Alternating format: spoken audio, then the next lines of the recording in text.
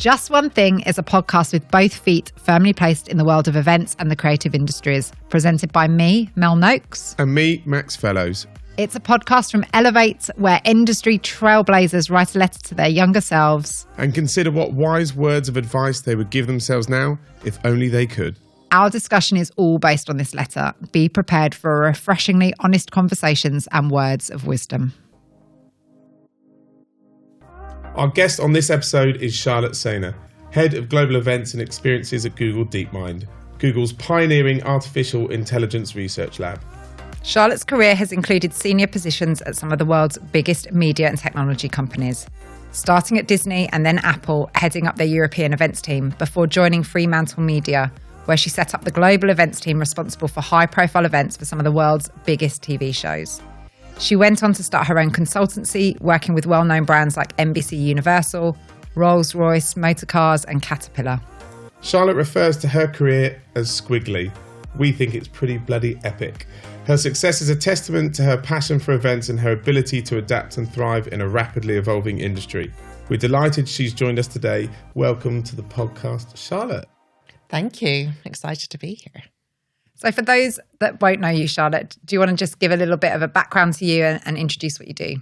Sure. So I am, as Max said, Head of Global Events and Experiences at Google DeepMind.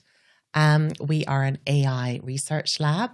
We are, I suppose, a super unit within Google, and it's an incredibly exciting place to be. I lead the events team. There's about 15 in my team. And we produce internal and external events. The internal ones are all about driving connection and collaboration to enable our research work to happen. And then the external events are more around building trust and advocacy for AI to ensure that it's developed and deployed responsibly. And then also, some of that's around influencing policy and educating people on our work and our mission. So what does a Google DeepMind event look like? Is it like the Google events we'd see as consumers, or does it feel a bit different? It feels quite different, I would say. I think it's quite a unique environment. And one of the things that we may come on to that attracted me to this is that there's no precedent, right? There's been no world enabled by AI before. And this work's not been done before, right? So how we do events, we're basically starting with a blank sheet of paper. And a lot of the stuff that we do is all around trying to enable that collaboration so that we get that serendipitous discovery and we can accelerate things as fast as we can. So we're move at pace. We're really agile. And yeah, there's no precedent. So it's new every day, and that's fun and exciting. So Do you then put the pressure on yourself to keep pushing the boundaries, or does that happen quite organically working in somewhere like Google? I think that's me anyway, right? Yeah. Like in terms of like I like change and I like to think about things differently. Look, sometimes there's pressure to solve a challenge that we feel is difficult to solve in the time.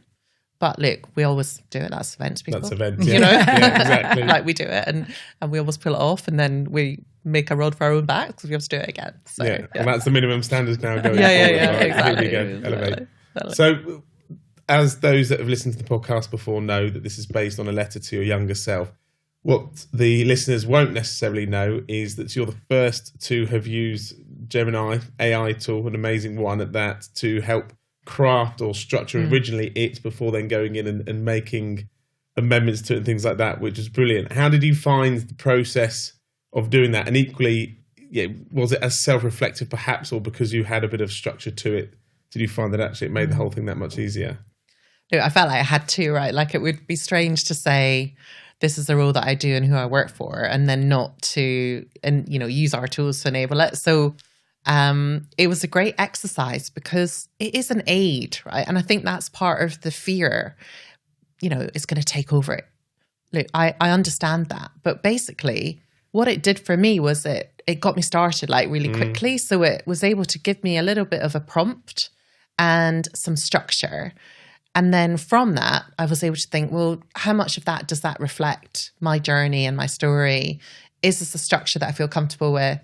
And how can I make that now my sort of personalized history? And look, it's quite different. Like, and when people read the letter, I think they'll see the version that Gemini came up with is actually pretty good, right? It's pretty good, isn't it? And obviously, I'm not just saying that, like, make your own judgment, but it shows you that there is this sort of generic structure that works very well when you're self-reflecting on your journey.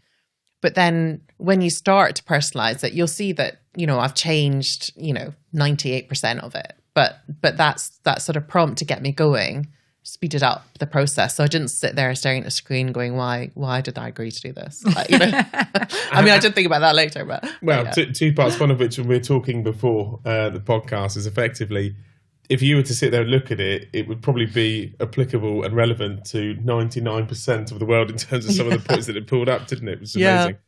So did you find then, in because of the incredible position that you have now and the hard work you put into it in your journey, did you find the letter was a moment to pause? And a lot of people have said that it's actually almost a bit therapeutic in doing so. Or are you someone that actually naturally tends to look at what you achieved? Or it sounds a bit arrogant to mean it like that, but in terms of that kind of reflective mindset, if you like. Look, I think it was quite therapy. You told me it'd be like therapy, and it did feel like that to some extent. It's cathartic, I suppose, to reflect back on your journey. I don't think we do that often. I try and do that more these days and try and be more present and enjoy those moments and try to, congratulate myself when I can. But, it doesn't come naturally.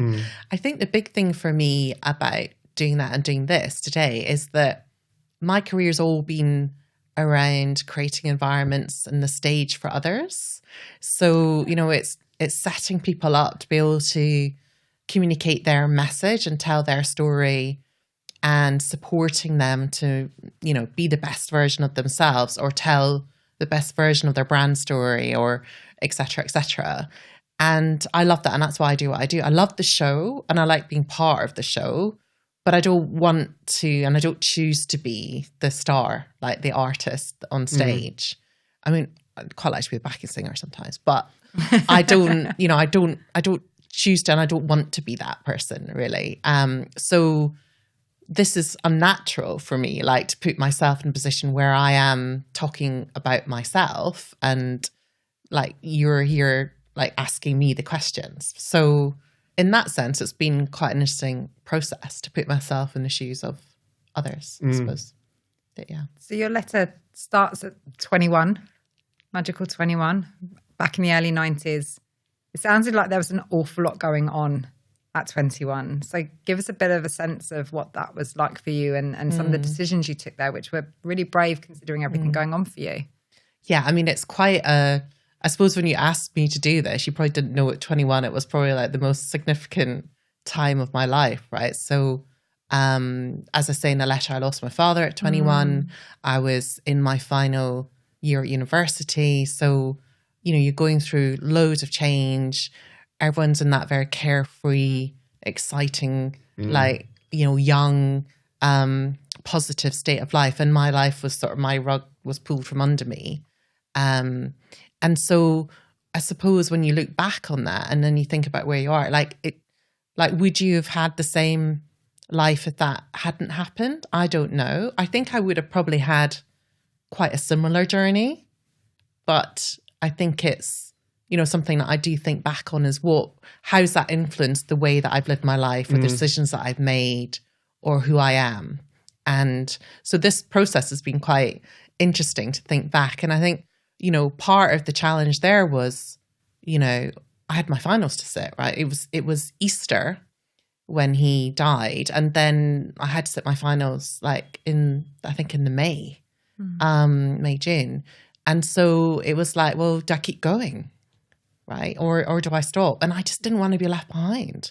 And I just felt like I had to keep doing it. So as I talk about there, I just head down, got it done, graduated, did all the parties, also was doing all the stuff at home. And I think that's been a bit of my life ever since, where I've just kept running, kept moving. And as I talk about in my advice, it will keep catching up with you and you never outrun it. So, And I was going to ask you about that, because you talk a little bit about the tensions between corporate life, your values and that free-spirited and some of those, you know, and that particular piece of advice, and I resonate a lot with that, like it does catch up with you. Yes. So knowing what you know now and having done the letter, looking back at that, where do those tensions come in? How have you navigated those moments that have been tough and challenging to find the right balance for you? Because success doesn't come without compromise in different places. So I'm curious to know what that was for you. Yeah, I think what I've learned is to try and understand what energizes you. So, you know, I get energy from creative pursuits, not necessarily that I am creative myself. Like I love art, but I'm not an artist. I love music, but I'm not a musician. But I love like being involved in those activities, being around those types of things. I like thinking creatively, and that gives me fuel and gives me energy. So sometimes it's not about stopping for me. It's about injecting the things that will energize me and make me feel that positive adrenaline spur. And I suppose that sense of being alive and present. Whereas the things that drain me are sometimes like politics and process and, you know, when you feel that you're at odds with other people's journey or ways of working, and or if you feel there's not trust in working relationships and that type of thing. And I think with corporate life, you know, I do like to challenge things, and I think that can be really helpful. But I've also learned that sometimes you've got to, you know, think about how you frame that, or recognize when sometimes you've outgrown a situation and it's not helpful for you to, you know, remain in that role, or to, you know, to keep challenging, because actually it's destructive. So working out what that balance is.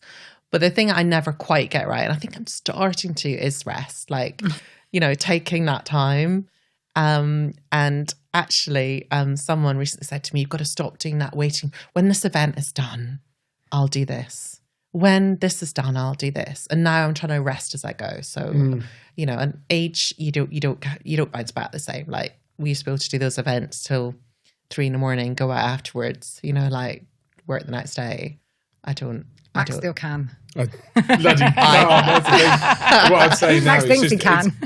I've got the stamina, might I add, but it's definitely the sleep that's the hard one for it. But you're saying there is that you're only just figuring out, but you articulating it in such a manner, you know, it comes across with some real self-awareness and some real understanding of, and only because of COVID have I understood and I call them my non-negotiables, the things that in order to keep a state of equilibrium, I need to socialise at least twice a week, or do something like this with other people, exercise at least twice a week and things like that. What I've never thought about actually is the things that drain you, that the opposite. Yes. So it's interesting that you've kind of nailed that. And I've never really thought about it like that, as actually being aware of the things that actually pull you back. And the way that I've always talked about it is almost like a pressure cooker, and I simmer about 5, maybe 4 or 5 but actually it's the things that the opposite of cause it to go up, rather than the things that you need to do to bring it down.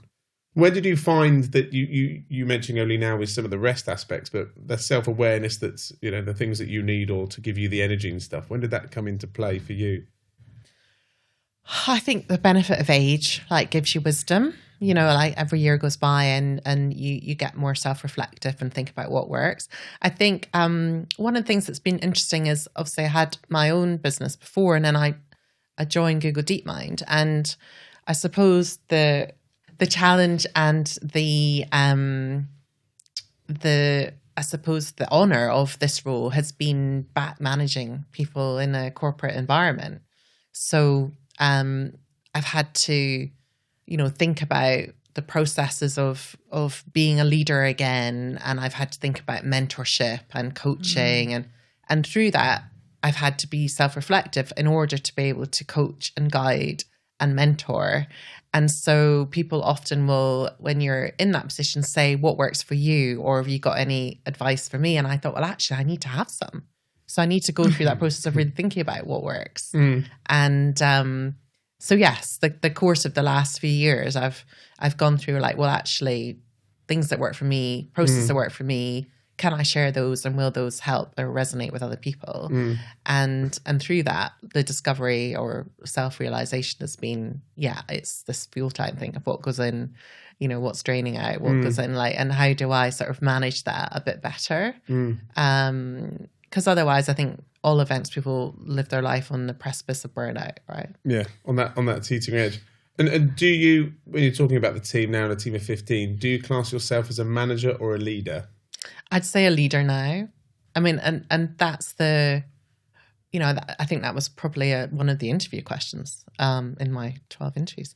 Which we'll talk about in a minute. Yeah. Was like, what's the difference between management and leadership? And I'd say at this stage, yes, it's about leading, and it's about setting the vision and the direction, and getting people to buy into that vision, and then keeping them true to that ambition. So, like holding fast to it, keeping their confidence, keeping them, like adapting to the challenges and the curveballs that come along the way, and ensuring that they feel supported. Whereas with managing, I think that's a lot more of the hands-on, the doing and the solving and the solutions. And at this point, I would say my team are way better at that than I am.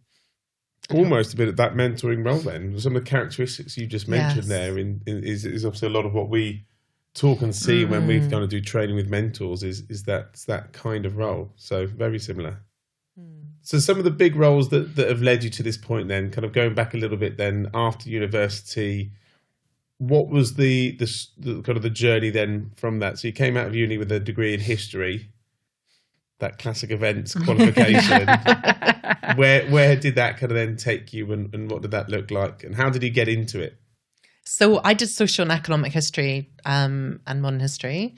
Like, it is a random start, but I absolutely loved it. Like, I was good at history at school. I had an amazing teacher who, he brought history to life by, like, he was talking about coal mining and crawled through the desk and got stuck and we had to get him out.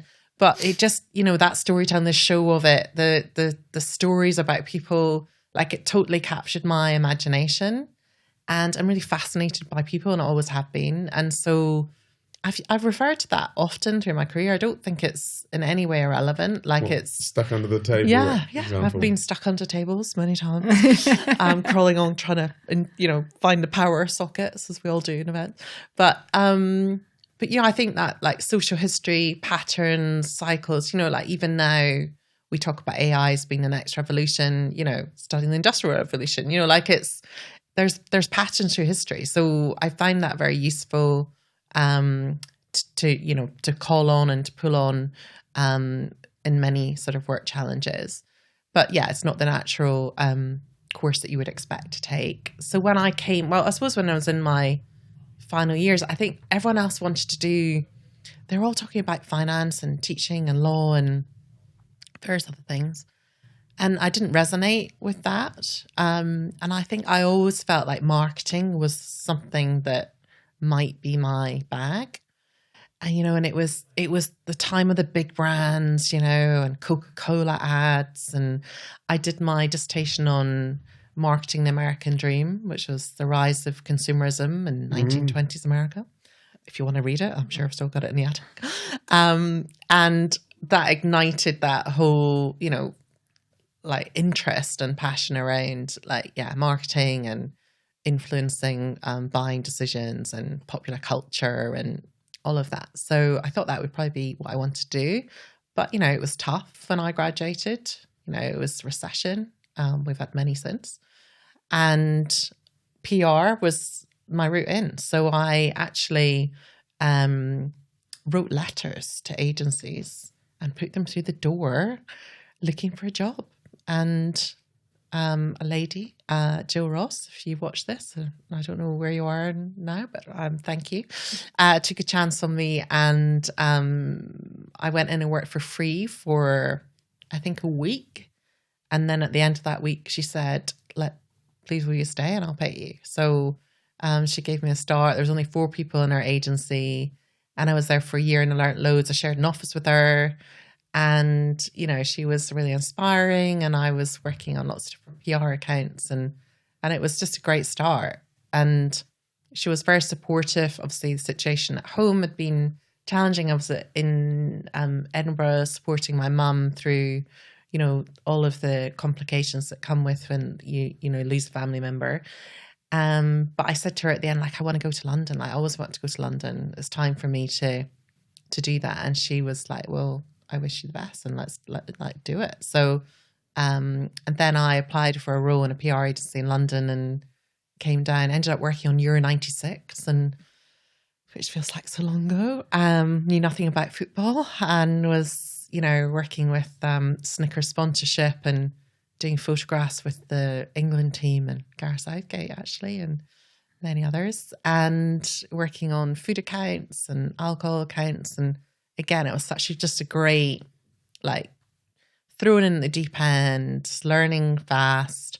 And then I just sort of broadened things out, and I ended up doing a marketing role. I did some marketing qualifications at night, and then I had a sort of broader sort of marketing publicity role at Disney, and sort of learn, I suppose, all of the things that sit around events. But ultimately, I realized that events was my passion. It was actually what, it always came back to that. And that's what I was good at. And so I just then started to narrow it down. And the role at Apple was the first role where I just went in as, to head up events. And that was the sort of journey from then, really. And how much do you think, because we talk about this a lot with guests on the podcast, but also within the mentoring sort of circles that we work with, how much of your early experiences and that opportunity to work in a small agency in close proximity to a senior, the breadth of brands and jobs and types of things you do? Because I think there's this belief, you talk about a squiggly career, that there's this linear, perfect version of success, and yours absolutely has been this sort of broad learning, shaping. So how much of that do you think has played into the type of roles you're now able to do and the success that you've had? Yeah, I think it plays into it massively, right? I think you've got to be curious and you've got to be tenacious. So if you want opportunities, so, that, as said, I wrote letters and put them through the letterbox. I did the exact same thing. Okay. So many people on the pod have had that industrious sort of beginning of, I'm just going to make it happen, cutting out newspaper ads. A friend sat me down and said, so who do you want to go for? And we picked the top 10 experiential agencies at the time, and she introduced me to LinkedIn, and suddenly we found the person who we wanted to and just wrote a letter. We wrote the same letter, tweaked it slightly, and then off you went. But out of that, I think six got back in touch, and 3 offers and things. But it's exactly the same. So it's funny saying that. And Gemini would help you now write that letter. Well, now I wouldn't even need to. Exactly. Now all those poor recruiters are like, I've got 300 letters that all are the same. It does look the same, doesn't it? I'm really interested to hear that, actually. And I think, yes, it's that it shows your passion, like that you really want something and that you're proactive and a go-getter. And so I suppose that's how I started. And then further down my career, when I was traveling and I was in Sydney, and I faxing. Old school. We're stepping up. Does anyone remember that? I remember faxing a press release to PR agencies saying, London account manager, in town, looking for a job, and I got a job. So I suppose I've been fortunate in that when I've done it, it's paid off. So that's given me a little bit of self-belief that if I knock on the door, that, the door will open. And when I was self-employed, my rule was always for every 10 coffees, it would lead to 1 opportunity. And I still believe that. So I still believe you've got to do, a lot. Couldn't agree more. Yeah, the ratios of, Yeah. Mine are slightly higher than that, but that's only because of you're more of a salesperson than me, salesperson through, but very similar. Someone asked me recently if you were to pick 3 characteristics that you feel were really important to gain a career or progress in a career within the industry, but I think it's broader. And I think initiative was one of those that I really feel. So it's that initiative to fax or to write letters and things like that, rather than sit back and wait for a recruiter or maybe jump on LinkedIn and just respond to ads. And I think initiative is something that is probably not talked about enough. So very similar.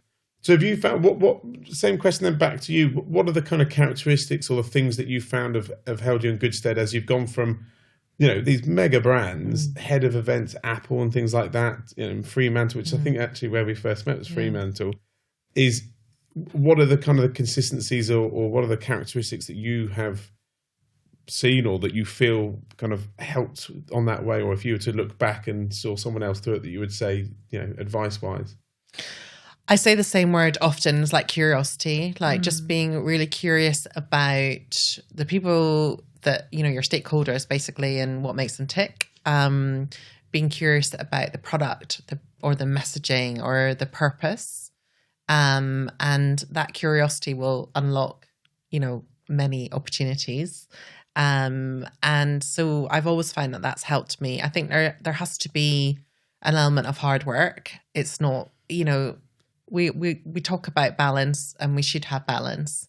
But I think the events industry is a lifestyle, and it's a lifestyle that you need to want to do, and choose to do. And it's not for everyone, and that's okay. But there's an element of hard work, and especially in the earlier days where you've got to put those hours in, because events don't, they're not standard. We run over, there's rehearsals, the speakers turn up late, the AV doesn't work, there's no Wi-Fi, those things will just run through your career. So I think, you've got to want to work hard, and you've got to enjoy the working hard to some extent. And I'm not negating the need for well-being at all. I think that's the great development in the industry. But yeah, being curious and hard work, the two things together are important.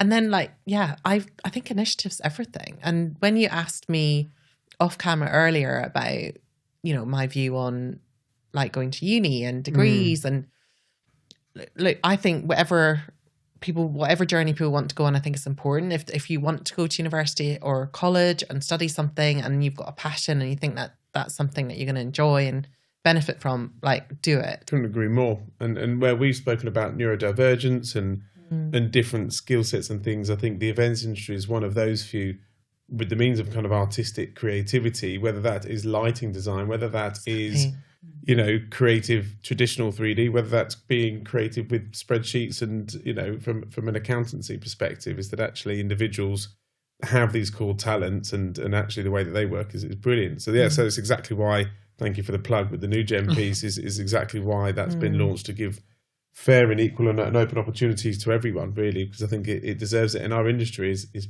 pretty brilliant, isn't it? In being kind of biased there, is it?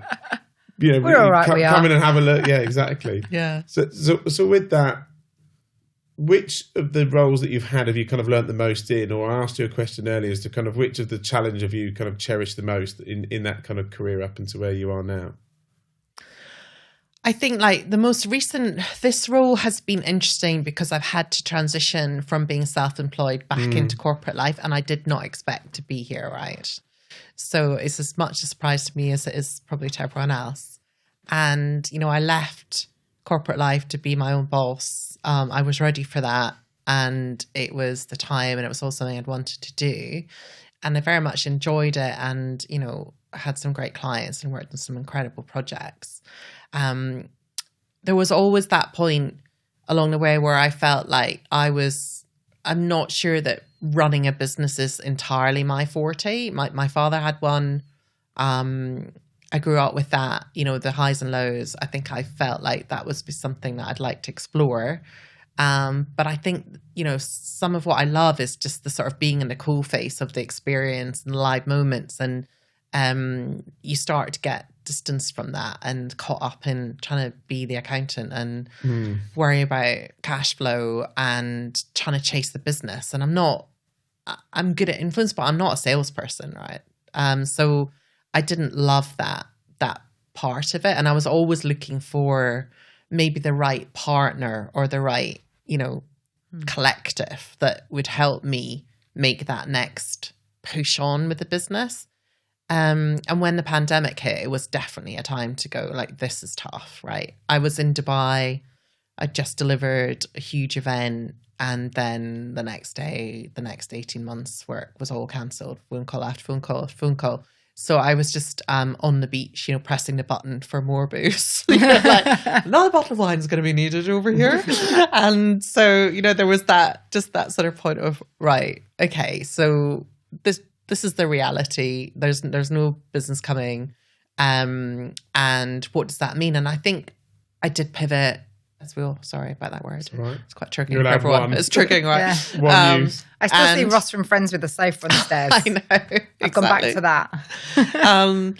And, did some, I think quite successful virtual events. But I wasn't in a position to compete with the big boys. Big agencies had the financial means to invest in the tech and, and adapt. But And I just wondered whether it might be a time to reflect and think about something else.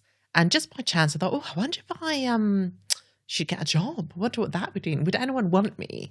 Could I have a job again? And I logged on to LinkedIn, hadn't been on there for a while. And the first job that came up was this job. So I thought I could do that job, and I'd like to do that job. And I'd actually heard of DeepMind. I'd done some work with McKinsey, and DeepMind had come up in some of the research around some of the sort of new trends and interesting businesses at that time. And so I was aware of them. So the brand had jumped out. And then I started thinking, actually, this would be really interesting. And that curiosity piece around, I know nothing about this. I'd like to learn. And so I suppose that's how I ended up here. And then I've had to go on this massive journey of like transitioning from being self-employed to being back employed again.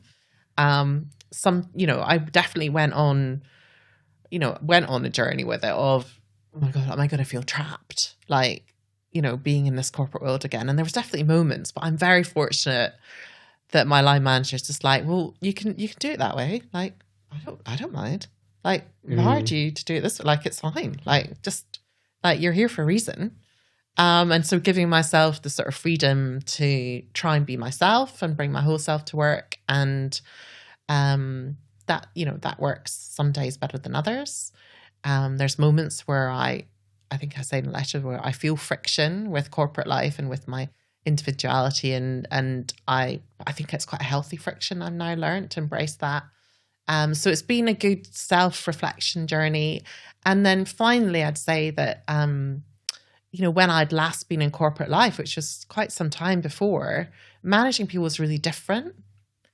And what do you mean by that? Or how? Well, I think, we, for good or bad, right?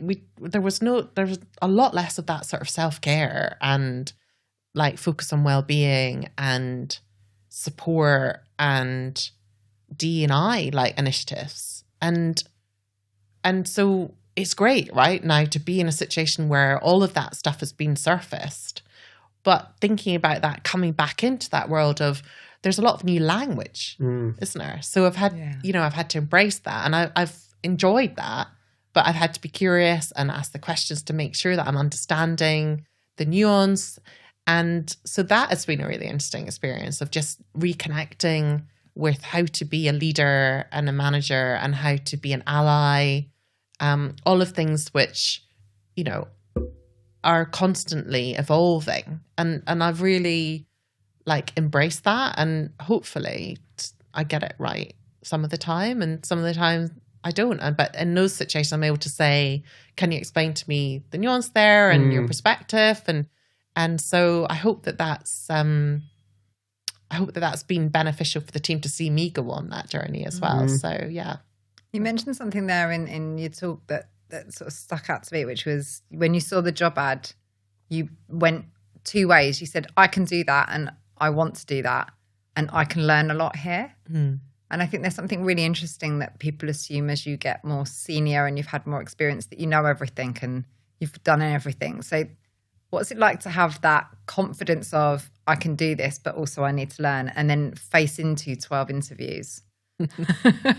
Yeah, I want to hear about the 12 interviews as well. There was a point where I wondered, because it was all virtual, it was the pandemic, there was a point where I started to think, is this MI5? Because, when you haven't met anyone and you're just constantly at home on video calls, I started to get towards the end thinking, this has gone on a long time. Like, what are they trying to find out about myself? It became clear later that you can't keep up a front for 12 interviews, right? Yeah. So they start to see the real you. So where's the confidence come from? With experience, because you've been through, various roles and you've learned. But if we go right back to the beginning, I suppose I've got resilience. Like, I've come through really tough times, and losing my father wasn't the only tough experience I've had. I've had other curveballs and experiences that have really challenged me. And I think, but I've always, you push through, right? And I suppose I have the confidence that I can get through difficult things. And so I knew that there was sort of proof in the pudding of I've done various roles. I've survived them. Hopefully I've thrived in some of them, and I've had some impact and success. So there was that. And I knew that I could understand what they were trying to do in the job advert. And in my time consulting, I've worked with lots of businesses who are trying to create connection, who are trying to encourage that collaboration.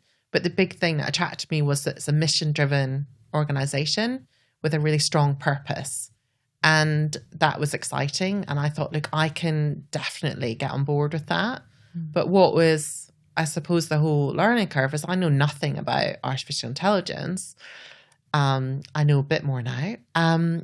But as they said to me, we're not hiring you to develop AI tools. We're hiring you to help us, create shared experiences and to enable us to create the right environments for that work to happen in, and for us to be able to connect with our, with policymakers, with opinion formers, with the general public, so that they can start to engage with the work that we're doing. And you've got those skills and the experience to do that. And suppose that came through in the process. What was that? So those 12 interviews, and we know others that are there and have gone through 8s and 10s, and it's quite notorious. What was that process like, and what are the key things, or I know that you probably can't say everything, but I suppose things that you could share that were really interesting, or interview tips or questions or things or tasks that you found really interesting as that process that you thought actually that really exposed you, or that kind of was a good one. You've got to listen as much as you talk, because each process you've got to take what you've learned into the next round. So you've got to start, like listening to the language they use in the questions, because then you start to realize that language may be words that are used in the common everyday in that company. And then you can play back the same language in future interviews, and then people feel like you're already part of the team. So really listening to the language and the way that your interviewer phrases the questions, I think is really important. Asking questions, like trying to get your questions at the end, like you'll learn a lot by people's response to the questions that you ask. They're really important. So I think, it's a two-way street. And at every stage, you're trying to have learned something in the previous round that you can bring to the next round. And then, each time you do that, there's another little tick box going on. They're going, oh, they mentioned that, or, if they were able to play that back, or, those things. So I think it's definitely what I see a lot when I'm interviewing people. Sometimes they're obviously totally understandably trying to present themselves in the best way. But sometimes it's about doing that. But remember that you're interviewing the organization as well. And, you need to make sure that it's the right environment for you. But you also need to try and learn in that interview to help you be successful in the next round. And as I said, you can't keep up a front for 12 interviews. So, there'll be challenging questions. And there definitely were. And towards the end, and, there was talk, we spoke about, will you get frustrated, right? Being your own boss. And, and I said, yes, I will. But is that not what you want? Because you want someone who's going to come in and challenge and want to change things and move fast. So yes, there will be an element of that, but I think that'll be like a superpower. So, let's embrace it. It might be bumpy sometimes, and I'm sure it has been, but I think the impact pays off, right? For sure. Yeah, for sure. And so would you say, and it's kind of a bit of a redundant question to an extent, but the greatest achievement of the career to date is the role and where you are at the moment? I just see it as one big collective. I'd say this has just been really interesting, like to have been able to sort of bounce back, I suppose. I'm not going to say the P word because I've used it once. Good, yeah. Post-pandemic, like I'm proud that I was able to do that and embrace it. And I've been able to have an impact at this stage of my career in something entirely new, but I'm still proud of each step of the journey. And I think there's definitely points where I recognize where something isn't the right place for me. And I'm proud that I left Apple. It was definitely a really defining moment for me. I think Why proud? I think that's really interesting use of language around leaving a job. Yeah, because I was really delighted when I got that role. And again, it was a big interview process, tech companies. I flew out to Cupertino, met the team. Like it was, again, it felt like, a really big achievement to land the role. And it was an amazing role, and they are an amazing company. And I have really, really positive things to say about Apple. Success speaks for itself. Like all of the reasons that Apple's successful are because things are controlled, because, the marketing and the design and the brand are managed in such a way that is just so clever. But what I found when I joined, I couldn't have any impact because I was not allowed to, allowed is the wrong word, but I wasn't able to tailor anything, to bring any bespoke aspects, to bring my own influence to anything, because that playbook was set.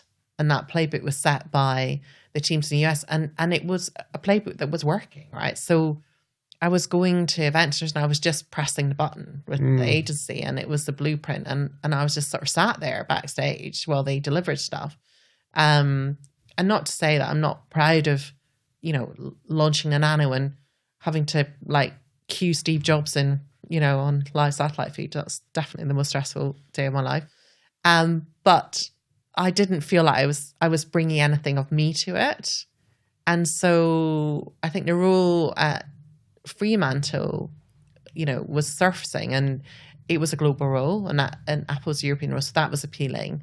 But I also just knew that was going to be a chance to set up a team and influence, and I do love telly, so getting back into telly, and I just thought, what, that's going to be your tribe, and it's just and when I resigned, they were really impressed actually, Apple, because I think people don't leave, and it is an amazing environment. But as I would say, look, I don't think you need me. I really don't think you need me. I think you need something else. And if I stay, I don't think I'll be, impactful. And I don't feel that I'm going to be a real enthusiast, advocate. So I'd like to just be the consumer and buy the products and wish you well. And, I have huge respect for the people that are there and still there. But it was not the environment that I was going to thrive in. So I'm sort of pleased that I had the confidence maybe to recognize that at the time. It must have been really hard to take that decision when you're in at that time as well. Huge branding, really exciting things, breaking the mold on a daily basis almost. So like you say, the courage to step out and go, actually, this isn't for me. Was that a sudden realization, or was it a realization over many months? Like what was that point that you were like, yeah, it's time? I think, when you join any organization, like, it's exciting, isn't it? And you're onboarding and you're meeting people, and there's amazing people there. And, and I was really excited about the brand, and I was going through that process. But then when it came to the actual doing piece, once you're in, I was meeting people and building great relationships, but then realizing I couldn't actually deliver on things that they needed or wanted, or I felt I could do, because we needed to stay within this blueprint. And as I said, I think the blueprint worked. So it wasn't that I felt that what was being done was wrong. I just felt that at that point I couldn't be the creative person that I wanted to be. So it was just a gradual, realization.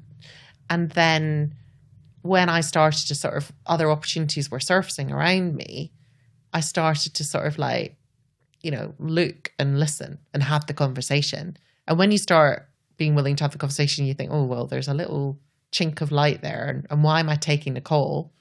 And then as soon as, I had the first conversation about it, I was like, I got excited and I thought, oh yeah, I couldn't walk away from this now. And I, I absolutely loved it and had a great time there. So it was the right call for me. Yeah. Yeah, really, really interesting.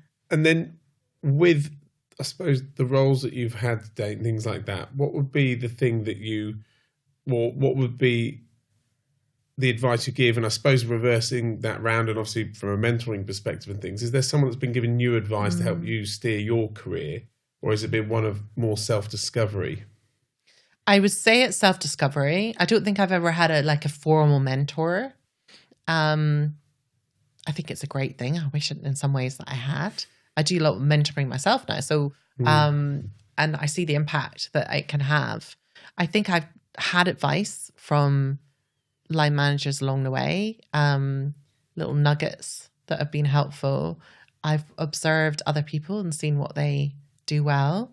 I love a podcast and take nuggets from those. But yes, it's just been self-discovery, I think. And I try and be self-aware. So I think that self-awareness helps me listen to my gut and make the right choices along the way. Brilliant. And so just before we get to the big question, in your letter, AI enabled or otherwise, there was a couple of points, or several of the points, some that you added, some that you didn't, things, and one of those was take risks, and another one was don't compromise, and things like that. Those that were there, are there any of those that you feel kind of stick out as things that you now try to live by, or those were there as just more broader ones that you've been prompted to do, or to say, should I say? All of those I wholeheartedly stand by, the ones that are in my letter. Not comparing yourself to others is a big thing. I think in your personal life, in your work life, we spend too much of our time thinking, oh, why, they're on this journey, this is happening to them, why is that not happening for me? Why is it's wasted energy.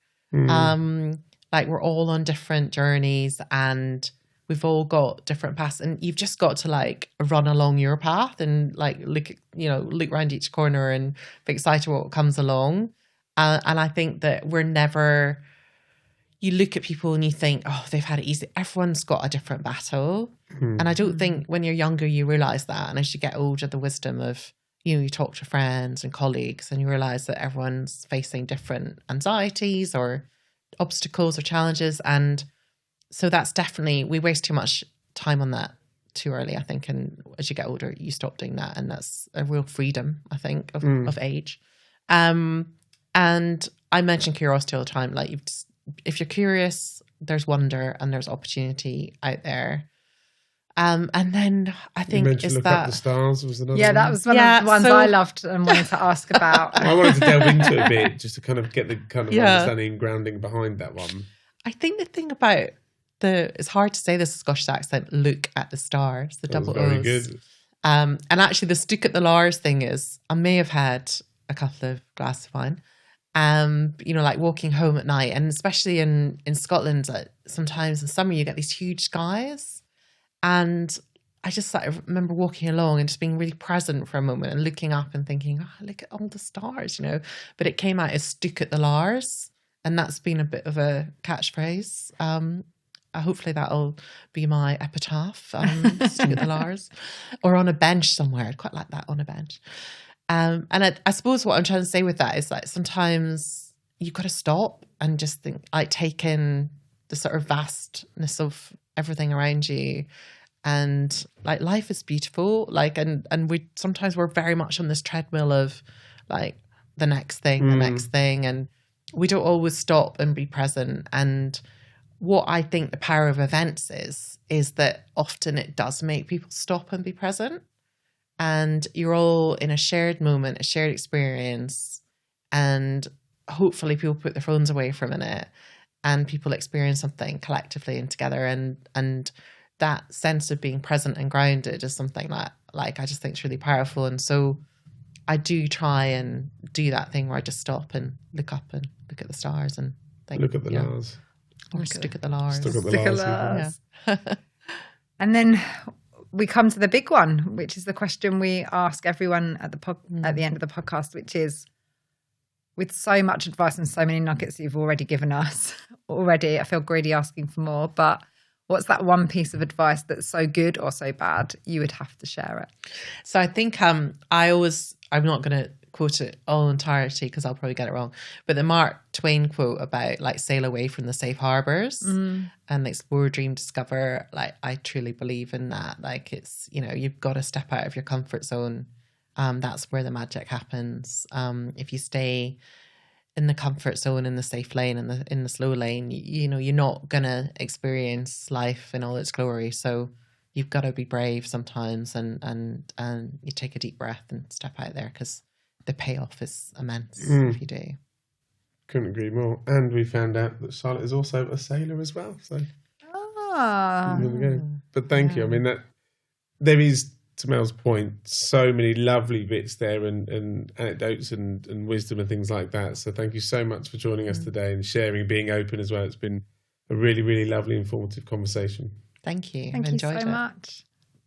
What I loved about Charlotte's conversation and the opportunity to really speak to her is it's so rare to get people that have experienced such a career journey with so many big brands at really pivotal moments actually through the career, and being able to navigate all of those changes, all of those opportunities and learn from them, but also the bravery to step away when it's not right for you. And I think so many people question, like, should I stay? If I stay too long, will I get stale? And that ability, a brand like Apple that was probably in its absolute heyday, to be like, actually, I can go better. I thought that was a really interesting piece. And I'm sure if anyone's listening and are going through some of those things, that sort of insight and those things, I think it's so fascinating to see how that worked for her and the path she's taken. Yeah, I thought it was a lovely conversation. She is lovely, isn't she? And how open she is with the highs and lows. And obviously we talk about this quite a bit, but the whole premise of this being curious at all times, I think is lovely, and it's so important. And actually then a lot of the reason why she's been able to land some of these bigger jobs, yes, you need the credibility and capability to back it up. But I think curiosity coupled with, initiative. Sorry, that's exactly the word. Initiative, I think, makes for just a really, really strong combination that's obviously seen her through some incredible roles, as you say. But the self-awareness that she's coming, yes, absolutely agree that there is benefit with time and age and wisdom. But I think throughout, having the self-awareness to know when something isn't working quite for you, it's okay. And actually, sometimes it's even better. And she said they were impressed because no one leaves. And actually, it's like, well, credit to you to know that something isn't right for you. Amazing. I think the other piece that I really took away from that conversation was, and you'll know because it resonated a lot with me, but those challenges that life throws you, I think it's so easy to look at people who are successful and in these big jobs and assume it's all been easy, and have they really had any of those challenges that maybe others have had? And to hear Charlotte talk about the passing of her dad at such a young and such a pivotal age, and while she didn't go into it in the letter, she referenced like other challenges that had come, and the ability to take those challenges, especially the loss of a parent at such a young age, it's something I experienced as well. And being able to use that to fuel you and to try and take the positive from it, that's absolutely not minimizing the impact and the difficulty of navigating it, but using that to fuel you and push you forward and trying to take positivity from it. And actually, I can't do the Scottish version now, but look at the stars and those taking the moments and really embracing life, because you do only really get one shot at it. And I think that really feeds into the piece of advice she gives as well. It's like, sail away from those safe harbours. You've got to take risks sometimes because it's not a dress rehearsal. Yeah, well, and it's testament then to her having set up her own business, running successfully with, Rolls-Royce, with some of these massive global brands, to then actually recognise that after a couple of years of doing it successfully, it isn't necessarily her bag entirely, and under the duress of COVID, then actually that's a time to go and find an entire new career. And actually, can you go from being self-employed to employable? 100%. And what does that shift in terms of often kind of leader to manager, manager to leader and things? But I think she was really clear about it in so much as once she'd landed, it was a role that gave her the freedom. And I think it's super insightful. I think it's a really, really good chat. And anyone listening, I think, will take something away, because there's so many aspects of it that are so applicable to different people at different stages in their career. And one that's, highlights just how amazing, I suppose, how amazing the industry is and the different facets of it. A really good conversation. Couldn't agree more. Elevate operates thanks to the generosity of our partners and supporters. See the show notes to find out more about them. Together, we're changing lives, careers and the events industry for the better. Our producer is Peter Kerwood and our sound and mix engineer is Matteo Margarelio.